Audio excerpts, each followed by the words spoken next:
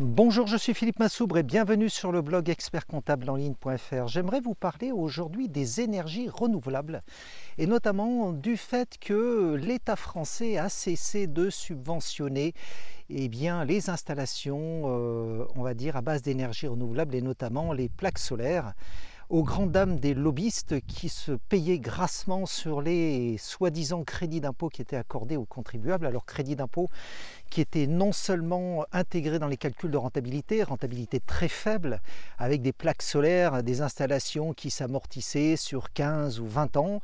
Eh bien, merci au gouvernement d'avoir supprimé tous ces crédits d'impôt. Il faut laisser faire. Les particuliers, les entreprises investiront dans l'énergie solaire et dans les énergies renouvelables dès lors que celles-ci deviennent rentables. Faites-leur confiance. Les acteurs économiques savent prendre leurs responsabilités et savent prendre en compte le fait que la rentabilité du marché financier est très faible. Aujourd'hui, la trésorerie ne rapporte pas grand-chose et que dans la mesure où on peut avoir des rendements élevés, eh bien, c'est intéressant. Mais il est vrai que pour l'instant, les fameuses installations solaires ne sont pas forcément très rentables et ce n'est pas une question d'ensoleillement, c'est plus une question, on va dire, de rapport qualité-prix du kilowattheure produit, de son intégration sur le réseau et donc du rachat par l'opérateur historique, donc EDF en l'occurrence, des kilowattheures ainsi produits. Alors, certes, il y a cette obligation de rachat par l'opérateur historique des kilowattheures produits par les particuliers et par les entreprises spécialisées dans ce domaine, mais à quel prix, j'ai envie de dire, car EDF a besoin qu'on la laisse tranquille, EDF a besoin de renouveler son parc.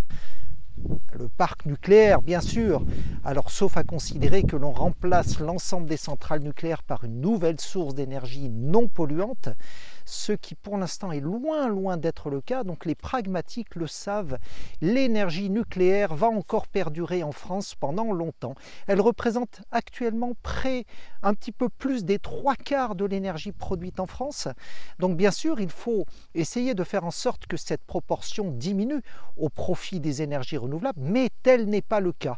Et pour l'instant, la France est le premier producteur d'énergie en Europe, donc d'énergie tout court, puisque en fait nous revendons de l'énergie à nos voisins allemands, belges, mais aussi espagnols. Voilà.